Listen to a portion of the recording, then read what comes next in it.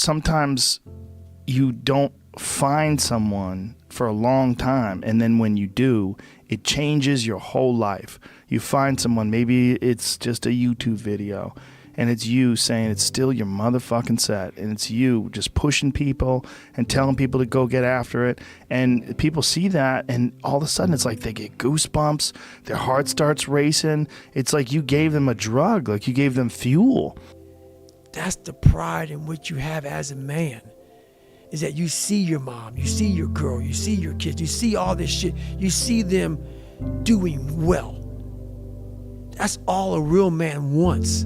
They don't give a fuck about how they dress, how they look, what they're driving. They don't give a shit. Because why? Your trophies are your family, and they're all walking around. Every man that sees you, they see you walking in with some sweatpants and shit, but they know your family's fucking balling because you put the fucking time in, you put the effort in, you put the work in. And as a man, we don't want none of that shit. We just want fucking respect. Because everybody believes that at some point in time, they're going to turn it on, or some point in time, they're going to catch momentum, or some point in time, they're going to become what it is they want to become just by circumstance or by default or by breathing the air. That's not what it takes, bro. People who think that get to the end of their life and they're like, I wasted my life. Okay, that's what they end up thinking. And there's really nothing worse than that. There's nothing worse than getting to the end of your life and saying, damn, dude, I didn't even really try. You know, and that's where you're headed if you don't go. So, you know, that's how you do it. You build it because you don't have a choice. You do not have a choice. Life is never going to be easy. It's never going to be quick. It's never going to be fast. You're always going to have obstacles. You're always going to have hardships. You're always going to be frustrated in certain things. You're going to have one great day for every 10 days that are hard. That's reality.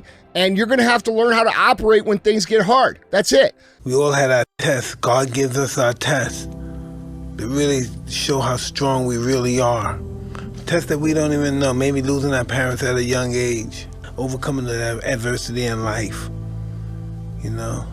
Some people get shot. I know people get shot in the head. It's what happens when you deal with that adversity. What are you gonna do? You gonna lay down for it, or you gonna keep fighting it?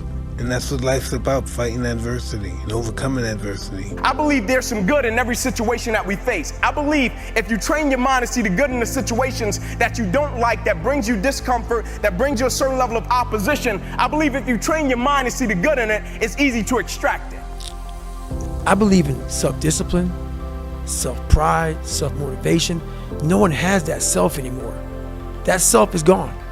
So that driving force that tells you, I have to do this shit, I took great pride in the fact that I was nobody. Because I think that people have been told for a while that, oh, if you're feeling sad, there's something wrong with you. When I actually don't think there's anything wrong with when you feel sad. You feel sad? Yeah, you lost friends. You're gonna feel sad. Oh, you were in combat. You had to do some horrible things. You did some things that you regret. There's nothing wrong with that. People make mistakes. Things don't turn out the way that they wanted them to. We made decisions and there was a bad result at the end of that decision. And instead of thinking, oh, I'm a terrible person, no, it's like you made a mistake and that's okay and you gotta move on.